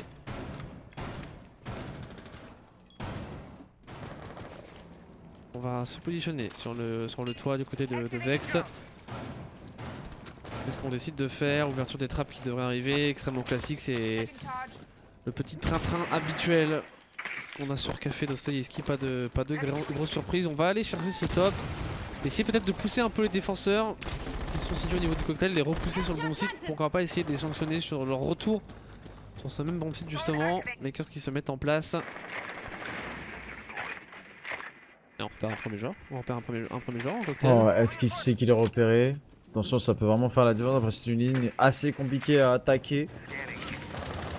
Parce qu'on a ce joueur qui a la ligne sur la tête, mais on n'a pas forcément sa tête. Attention, peut-être. Oh! L'agression d'Alashan qui aura mis quelques lourds dégâts quand même à Ernest. Owers qui arrive à se débarrasser de Teddy sur ce côté. Non, on va pas tenter la sortie. Torok qui fait tomber Slow, ça va être un round ma foi bien très compliqué là pour les Gamer Legion. Je vois pas comment on peut s'en sortir en 3v5 avec un joueur très low HP après minute 30. Si côté Makers on travaille la verticalité, qu'on met en place son plan de jeu, et c'est là que ça va être important justement cette capacité d'adaptation et ce shot call qui a tant manqué aux Makers depuis le début de ce match, qui va être vraiment très important dans ce round, surtout ne pas offrir aux défenseurs des 1v1. Et attention la sanction qui n'arrivera pas de Yami mais bel et bien de Owers. On fait tomber Ace et un 2v5 à négocier pour Roadco et Ernest. Ouais, c'est compliqué pour les Gamer Légion. On perd très vite 2 éléments. Derrière, on essaie d'agresser un petit peu pour rétablir cet équilibre et diminuer la pression. Et voilà, malheureusement, c'est des MKers très vigilants. Ils ne laissent pas passer tous ces mouvements. Un petit peu cheese de la part des GL. Et voilà, ça finit sur un fluorescent. Le premier, je crois, mon cher Paul, au moins du coup sur cette map. Non, c'est le premier, je crois, en effet. Sur celui-là, on en a eu. Mais là, c'est pas de On a eu bien plusieurs. remporté par les Gamer Légion. C'était sur le Villa, sur le score de 7-1. Les 4 ban opérateurs qui ont bien été mis. Thatcher Maverick, Maestro et Mira 5-4 en la faveur des makers. Donc on va partir en défense du bar et du cocktail. La défense, elle est du côté des Gamer Légion. Et les Gamer Légion qui sont à quelques rounds seulement de l'ACL, tandis que les Makers sont à quelques rounds seulement de recoller et de nous emmener sur ce decider. A voir comment se passe cette défense, une défense très intéressante au niveau du bas. On parlait de cette défense qui est pour moi la plus forte, statistiquement parlant. A voir comment les Gamer Légion, je pense qu'on va quand même six-pick parce que là on a un petit peu trop de... Non, on ne s'explique pas, une composition assez intéressante, on n'a pas beaucoup d'informations. On a quand même du deny avec la Ella et le Goyo. On va peut-être capitaliser sur ce piano qui va être cassé, je sais pas. Je suis un petit peu mitigé par la composition des Gamer Légion, pardon. Ce roaming qui va peut-être être effectué. Après, si on fait un roaming à 2, ça peut être assez intéressant. On va peut-être gêner par en dessous, on va gêner ce travail à la verticalité, ce qui va être... sympathique pour les personnes restant sur BP. On va pouvoir se mouvoir et garder ses lignes. Est-ce qu'on sait qu'il y a un bug? Est-ce qu'on sait qu'on va jouer cette bibliothèque? Est-ce qu'on va... Moi, je comprends pas pourquoi on n'a pas un petit peu fait comme tout à l'heure. Si on n'a pas pris une petite Valkyrie avec de l'information, etc. Ouais, la Valkyrie qui tout à l'heure avait permis de récupérer 2 kills. Après, on se dit que cette fois-ci, on va s'y attendre probablement. Et que... Après, la Black Eye n'avait pas été repérée, donc on aurait pu la repositionner. Mais on veut aussi changer et ne pas retomber dans cette logique de se dire on a remporté le round. Donc on va faire la même chose, on veut se prémunir de potentielles adaptations qui pourraient arriver par les makers. Et attention, Slot qui a envie d'être agressif, il n'y aura pas de sortie tentée, ou peut-être que si on cherche une micro-ligne sous cette barricade, alors que Torque va le repérer, la position de Slot justement. Vex peut-être à l'insertion par en dessous, on est à la recherche de ce joueur, le Jäger, qui est en roaming, très libre de ses mouvements. Ouais, Jäger qui peut être une épine dans le pied de l'attaque adverse, comme il peut être très vite éliminé et être une tare pour ces Gamer Légion. Et voilà, c'est Ella qui joue au contact, un peu comme on disait à la manière d'un Sheiko à une époque avec son Jäger. Il va falloir très vite la déloger cette Ella parce qu'on n'a pas forcément énormément de stuff pour la déloger. On a juste ce bug avec ses nades qu'on pourrait faire rouler par la trappe à drone. Ouais, pourquoi pas. Attention à cette Ella, cette position du cigare qui est très importante parce qu'au final, si on ne déloge pas cette personne au niveau du cigare, on peut pas prendre le cigare, on peut pas prendre le piano en étant serein, vu qu'il y a sûrement quelqu'un qui va décaler du coin P, comme on l'appelle. Je vais pas l'appeler par son vrai nom en plein cast. Et attention, parce qu'on perd énormément de temps là pour le moment du côté MKers. Certes, on est au contact de cet écart blanc, on a un petit peu le contrôle de l'étage en dessous. On a le contrôle des étages en dessous, mais on met beaucoup d'investissements, que ce soit en termes de drone, en termes de temps.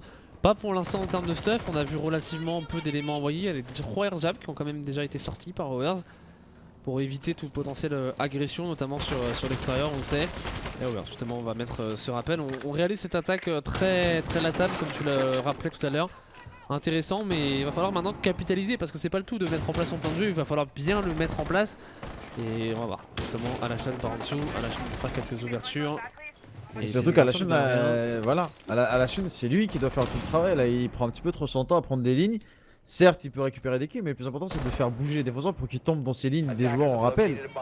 Et là, il prend trop son temps et le doc, il a pas l'impression d'être trop dérangé. Il est tranquillement sur son bar. Sur le doc, on a peu de stuff parce que, mis à part les 2 grenades de la chaîne par en dessous qui pourraient arriver, on a finalement pas de Capitao, pas d'autres grenades, pas de Zofia pour venir un peu stun et perturber les défenseurs. Donc c'est un peu compliqué là l'attaque que les makers mettent en place. Ils perdent beaucoup de temps et il reste 30 secondes. Il va falloir vraiment passer à la seconde. Et Rodko qui va faire tomber Vex, voilà justement. Et on a son contact qui se débarrasse de Yami. Teddy sur Torok, c'est trop compliqué. Les makers qui ont perdu beaucoup trop de temps. À 20 secondes, on va être sanctionné pour Owers par les balles d'Ernest à la chaîne maintenant. Situation de 1v5 qui va remonter au niveau de cet escalier blanc et qui devrait tomber sous les balles de qui? Peut-être de Rodko. Non, on va redescendre et jouer le KD presque pour Alashon. On va pas aller chercher un clutch impossible, de toute façon irréalisable. Et c'est une 5ème manche remportée par les Gamer Légion. Même pas de kill pris sur la fin.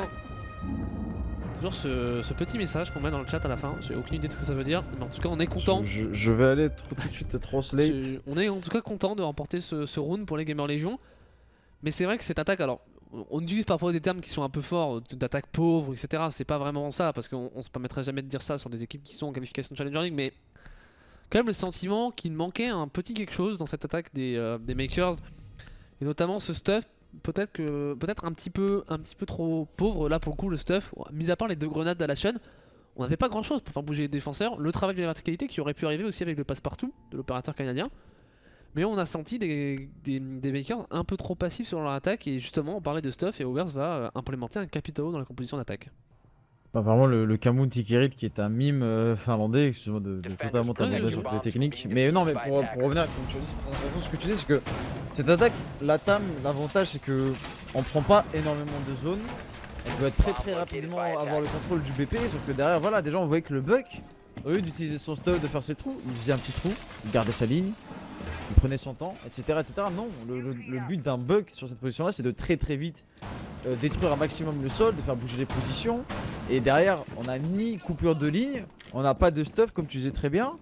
Et voilà, ce que ça donne, c'est qu'on est dans la précipitation au bout de 30 secondes. La IQ qui va s'empaler toute seule sur le nouveau dropper sans avoir délogé cette position dont je parlais tant, qui est de la LA au niveau de Susigar, qui n'a rien à faire de toute la game à part récupérer ses kills à la fin. C'est dommage, c'est bien pensé, c'est une attaque qui peut surprendre, hein, qui surprend très souvent.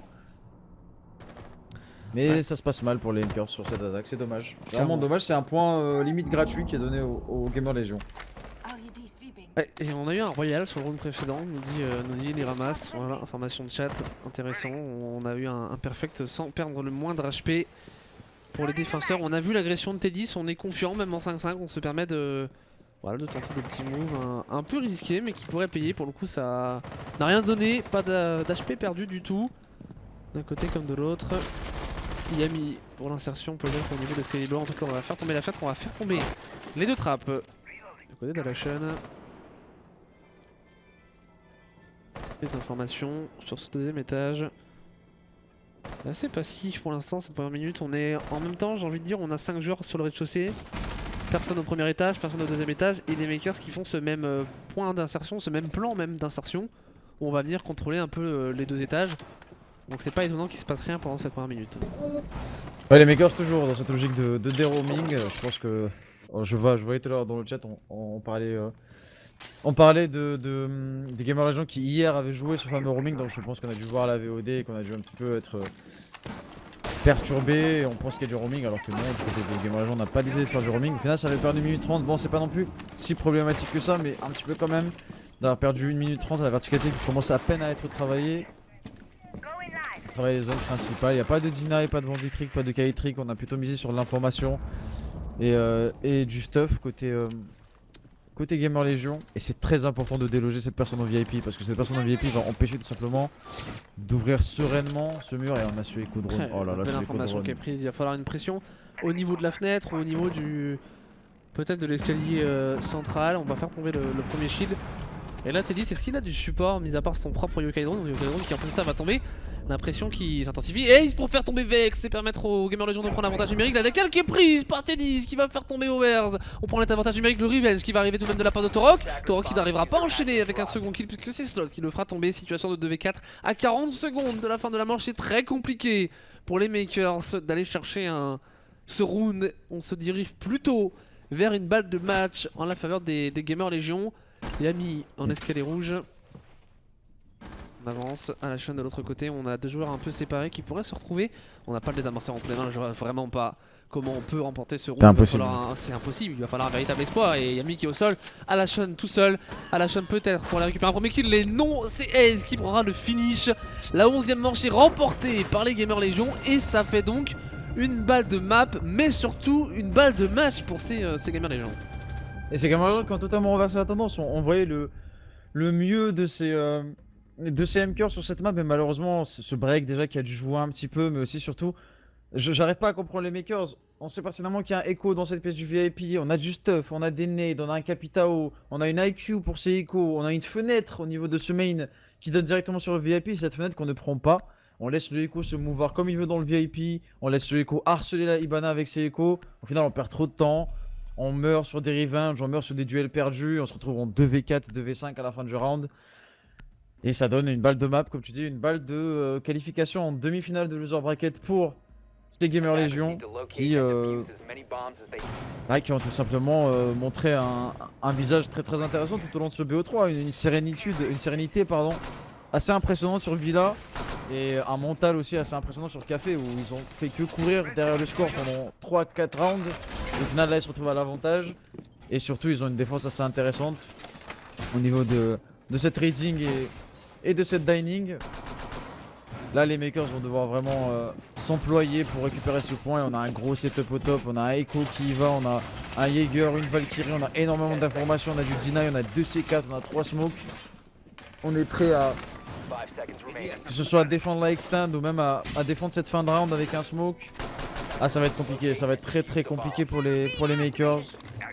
Bien sûr pour le beau jeu on aimerait bien qu'ils la mettent cette 6ème manche et qu'on aille en overtime, mais malheureusement avec ce qu'ils ont montré depuis le début de cette map, c'est vrai mon cher Paul que j'ai des doutes. J'ai vraiment des doutes sur leur capacité à Oui, revenir. moi aussi, là j'ai des doutes un peu sur les capacités des makers. Le prochain round évidemment il est déterminant parce que si on perd on sera éliminé. Il n'y aura pas de Challenger League cette saison pour les makers, donc c'est un round évidemment très important, ce qui veut dire qu'on a beaucoup de pression sur les épaules des 2 joueurs italiens, des 2 joueurs britanniques et du joueur polonais pour aller déjà sauver cette première balle de match et partir sur un potentiel overtime pour aller accrocher Bank derrière.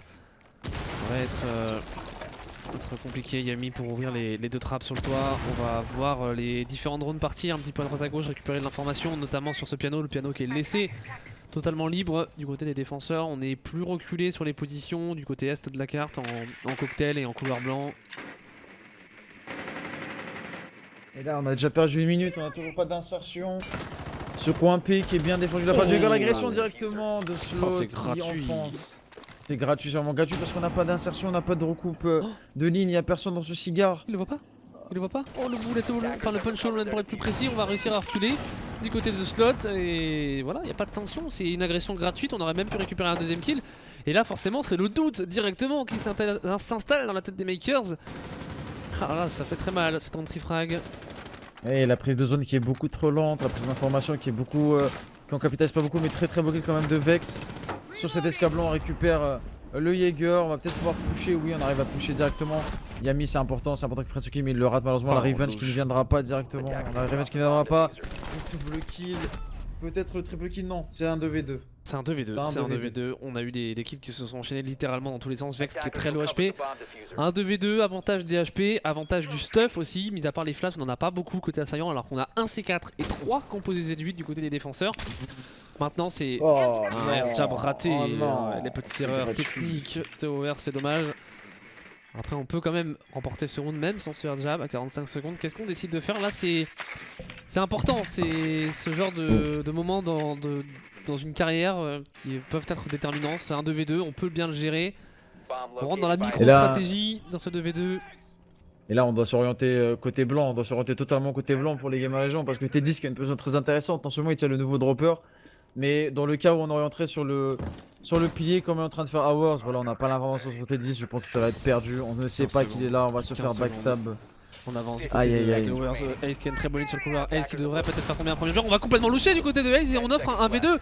Un 2v1 plutôt en la faveur des T10 qui va faire tomber les 2 derniers joueurs, l'alignement des planètes.